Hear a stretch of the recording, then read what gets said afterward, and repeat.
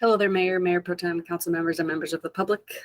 My name is Tatiana Arnaud. I am your city engineer, and I am here presenting Agreement A-8505 with Toro Enterprises Incorporated for the Ventura Boulevard Sidewalk Improvement Project, specification number PW 18-48.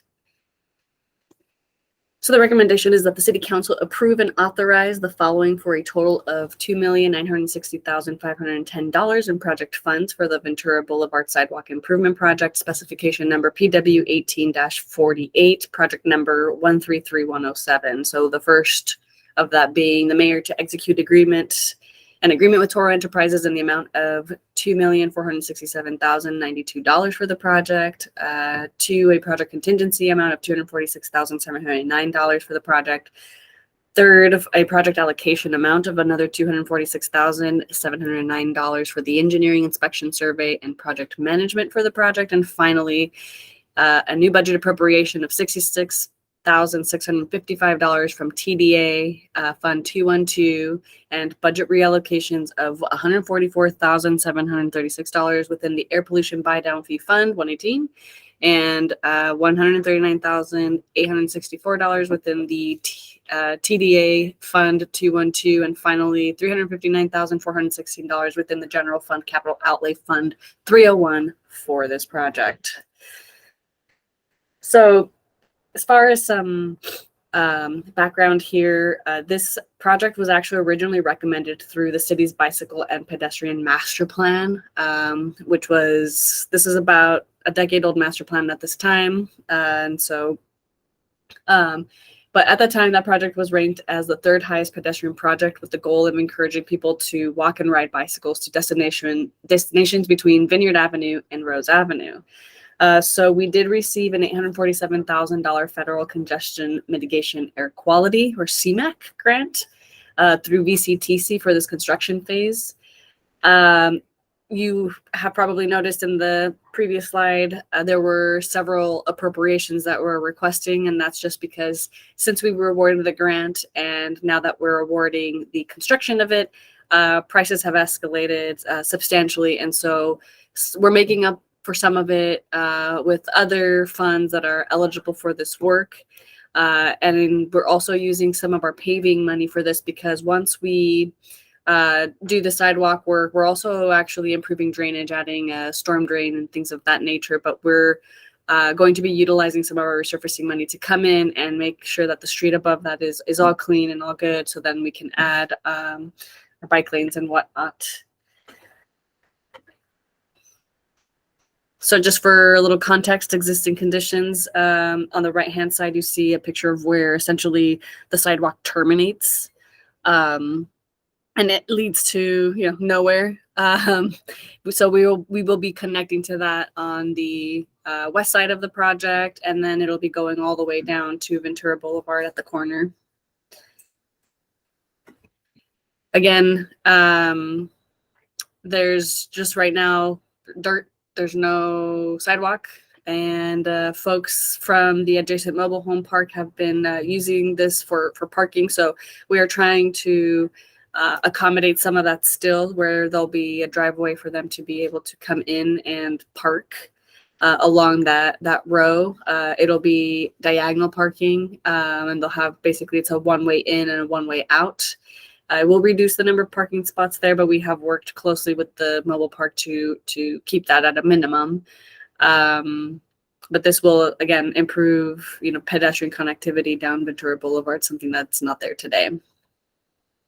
And then, of course, we'll be widening the roadway as part of this to add bike lanes as well.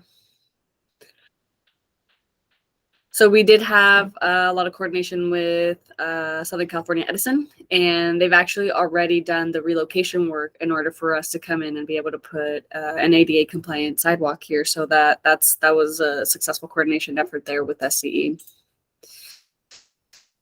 So again, just another reminder that this will encourage people to walk and ride bicycles to destinations between Vineyard and Rose Avenue, as the master plan basically proposed. This includes new concrete sidewalk and parkway with landscaping, a class 2 bike lane, We'll be excavating and reconstructing a portion of the street. We will also be milling existing asphalt and replacing it with asphalt rubberized concrete. Like I mentioned earlier, we will be installing a new storm drain pipe down this corridor to improve drainage, which is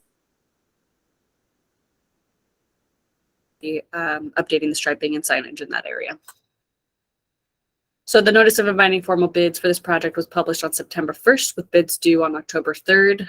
We did receive one bid from Toro Enterprises in the amount of $2.5 million approximately. We did actually have to go through a full Caltrans approval process to award to the sole bidder. They usually like to see more bidders on a project. But they gave us the green light to award to this contractor through cost effectiveness public interest finding determination.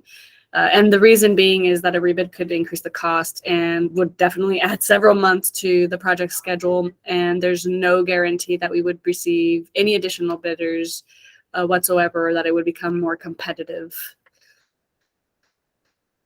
So going back to, you know, the fact that we're asking for these additional appropriations, these are mostly attributed to market increases for both material and labor from post-pandemic revival, right? So this grant is older than what we've been experiencing lately. So we're seeing this across the board. Supply chain shortages, and not to mention there's so much money coming in through just new infrastructure law and state Senate Bill 1, for instance, and it's just resulting in higher demand. So this is creating a bid environment change where it's just, there's so much money out there that it's less competitive, believe it or not. So again, we are recommending several allocations to this project. This doesn't mean that less work will be done somewhere else. Some of this was already planned for this, at least we already knew going into this fiscal year that we were going to need this funding for this project. So now we're just cleaning it up and actually reallocating it to this. So for instance, if any of these Measure funds that are going into this project will be going to the asphalt and asphalt only. We were saving this specifically for this project, knowing that we wanted to come in and make sure that we have a clean, continuous road throughout the project site. So with that, $284,000 will be allocated from another sidewalk project that has been postponed because there are several SE poles that cannot be relocated at this time. And so that is something that we are doing. We're also recommending $359,000 be reallocated from the arterial street resurfacing. So this is the Measure funding that I was mentioning earlier in order to basically do the street portion of this project, the asphalt portion. And then we're shifting funds from a couple other projects to fully fund this project. If we don't do that, basically what happens is we stand to lose all of the grant funding we received for this project. So just a little bit of background there. And again, just to reiterate, the total cost for this project shall not exceed $2.9 million, which includes the agreement with Toro and contingency in EISPM. It has a total available budget of $2.23 million as of October of this year. And so, like I mentioned previously, we need some budget adjustments in order to fully fund this project. That does conclude this presentation. Thank you for taking the time to listen. I'm happy to take any questions.